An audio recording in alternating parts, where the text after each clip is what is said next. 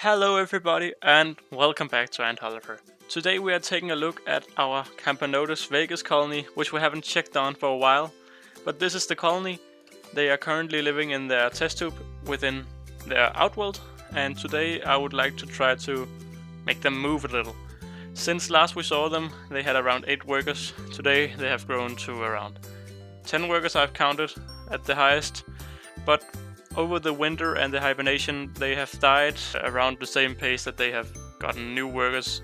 So over the winter, 3 ants died, and those 3 ants have now re-emerged. I decided I would give the ants a mealworm cut into small pieces, and I found that even though they dragged the large piece into their nest slash test tube, they had this one little piece outside the nest, and 2 ants started to share it. So I found that very peculiar, that even though they had food inside the nest, they still had workers outside the nest trying to get some new food.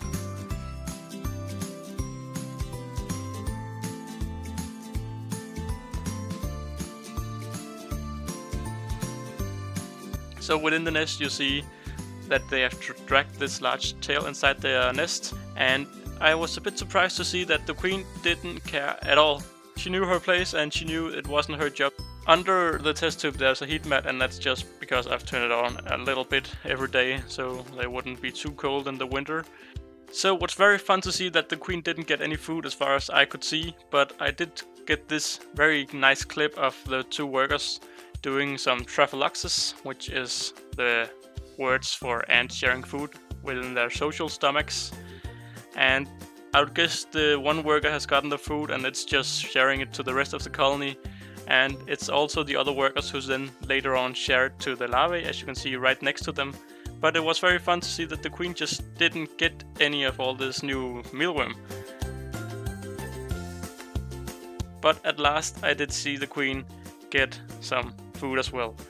And it was very fun to see because the worker was just way too small in comparison to the queen.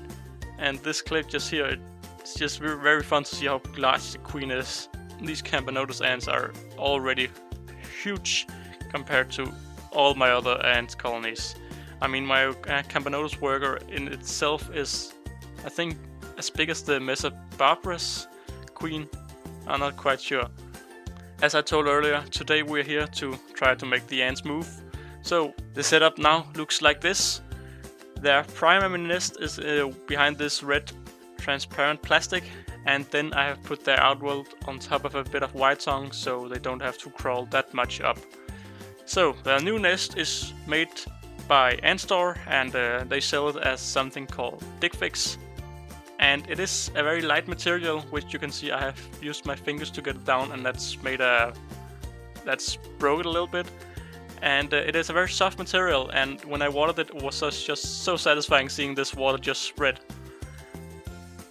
But it should be very easy for ants to dig in it, so I'm very excited to see how the ants will try this material out. I haven't seen anybody else online use it, so I'm very excited to see how my Camponotus colony deals with this new stuff. So because I took the tinfoil off the test tubes to try to make the ants move, they instead started to clog up their nest with the ground and small rocks that's around the outworld, some leftovers from their last setup. And here you can see a worker just dragging some relatively big rocks in comparison to their own size within the test tube and starting to block up the test tube. So it was of course a little bit sad that instead of trying to move they started off by protecting themselves, but again, they are a starting colony still, small numbers, so I get that they are very protective of their own. So within the new nest I didn't see much action at first. I did see a couple of workers exploring it, and I didn't really get a good video of this since I had the red plastic in front of them. But here you see a worker just exploring a little bit, and I also put some tape around my tubing to the nest, and that's because the tubes don't fit correct, so I have to cut a little bit into the tubing, and just to be sure they don't escape I put a little bit of tape around the edges. But a couple of days passed and they didn't seem interested at all, so I decided, their water in the test tube is starting to get a little bit yellowish, so I'd like them to move sooner rather than later. So I decided to put the whole test tube inside the new nest, and it could just perfectly fit. And also to try to push the ants for digging into this material, I made this little hole in the DIGFIX, and I was very satisfied because not long after I made this little hole and moved the test tube to the nest, they actually started to excavate a little bit, or at least they started to take some ground from down below and up on the surface, so I guess they had started digging their nest. But sadly they didn't move, they haven't moved yet, so instead of waiting a lot of months before posting this video, I'll just post the first part here, and then later on hopefully the ants will move. And I'm getting a little bit worried because their water is starting to turn a bit yellow, so I might have to push them a lot more. I've tried a little bit with heat, but since it's not good with heat in a test tube, I don't want to push them too much. So yeah, sadly not much to update on.